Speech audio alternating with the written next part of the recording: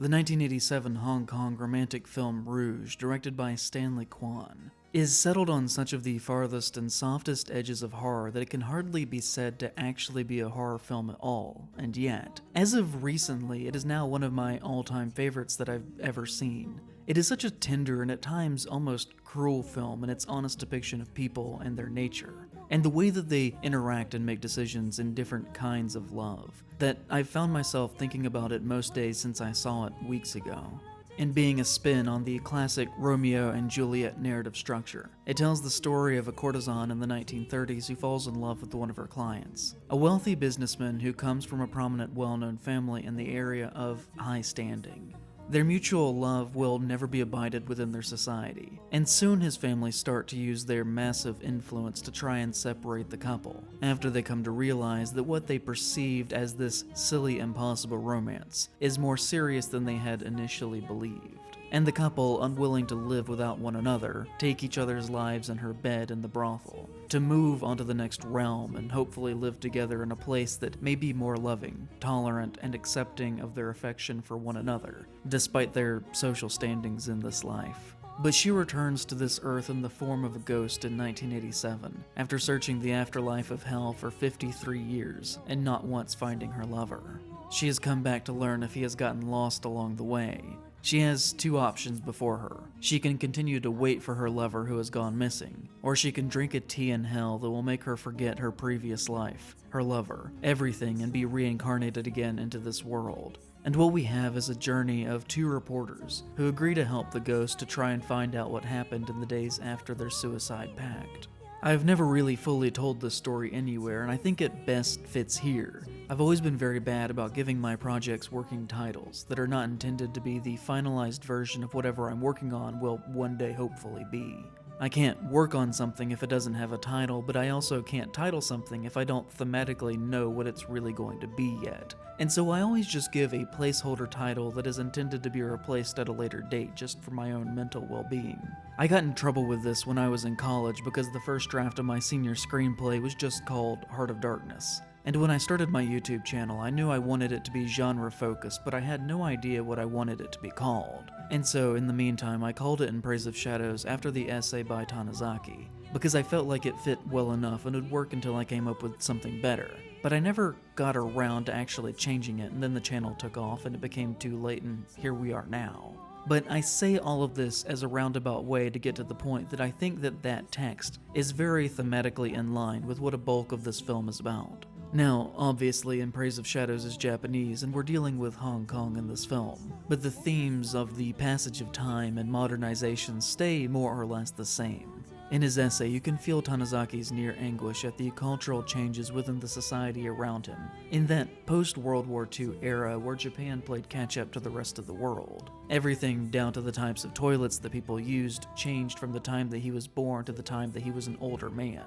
And with that rapid change will inevitably come a loss of traditional cultural values. And that is also what the ghost in this film experiences, being shocked at how different the Hong Kong of 1987 is from the time that she was alive. How the home that she knew just does not exist anymore. And a great deal of the first act revolves around her learning the ways of this new city that is not the same one that she grew up in, despite it sitting on the same land and sharing the same name. And in this light, I do love everything about how the 1980s sections of the film are photographed. The whole movie is gorgeous, but I just think that these moments pop so well, and use the architecture and overabundance of signage in the city to their advantage. All of the clothing in particular, even of the minor characters, is very fashionable, and clearly done with an intention to differentiate these people from the 1930s ghost and her dated fashion, which is the first thing that people notice about her when they meet, even more than her ghostly complexion. Now, most Hong Kong films of that decade do look exceptional, but still, it is something that should be pointed out. A great deal of the film is also hinging on commentary about gender roles that function within day-to-day life. We have two couples, one old-fashioned and one modern, and we can see how they are similar and how they are different from each other. But in that, how the man holds power in both of these situations, just in different ways. Stanley Kwan is gay and often takes on projects that deal with sexuality, gender-based power dynamics, and the power that women should hold for themselves, and how they're affected by both casual and structural misogyny on a daily basis. Kwan doesn't do a lot of work anymore, but when he was consistently putting out films, he was known for being a bit of a provocative filmmaker as far as that is concerned. He was able to make 2 of the only real gay movies that have ever come out of Hong Kong, and in this work you can see him using this role of the courtesan compared to her wealthy lover to symbolize in a way the lack of agency that she has in everything in this life. The only power that she really holds is overtaking her own life. Everything else is decided and dictated for her. And ultimately the film is about how if she was denied this freedom and was not allowed to have power over herself and the desires in her life, then she's going to take that agency in her death. And spoilers if you've not seen the film, but she later learns that her lover survived their suicide attempt and did not follow through out of fear, that he did not love her to the extent that she loved him, and that he was capable of moving on and living an empty existence devoid of love for as long as he can simply for the sake of doing so. She finds him in an abandoned structure, a weak, old, pathetic man who has spent his family's fortune and now does drugs to pass his time. He has nothing going for him. He has nothing at all to speak of that is worthy of living the life that he holds on to desperately, instead of going and joining the only person who ever really truly cared for him. And when she sees this, she decides that she too must stop clinging to what has kept her going on. This idealized image of a person that might have never even really actually fully existed in the first place. Realizing how foolish he has been, he chases this ghost from his past, hoping to hold on to whatever remnant is left of his youth, while she returns to hell to begin the process of reincarnation.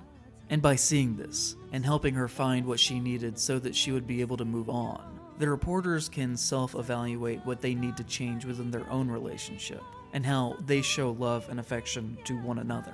And I think through this, Kwan is centering them as both an audience surrogate for the film to tell the story of this ghost, but also perhaps as a model for how he might like for people to react to the story that he has just told us, about how we should treat people, and how we should both show and appreciate love. It is a movie that is about the realities of the one-sidedness of love, about how even in an undying relationship you can still have 2 separate independent halves that can never be fully whole, about trust, about the horrors of how maybe it is impossible to ever really fully know another person, about the desire to hold onto life, or to a past that we may remember as being better than it ever truly actually was, and that in all of that, all that we really have in this world and in the next are each other.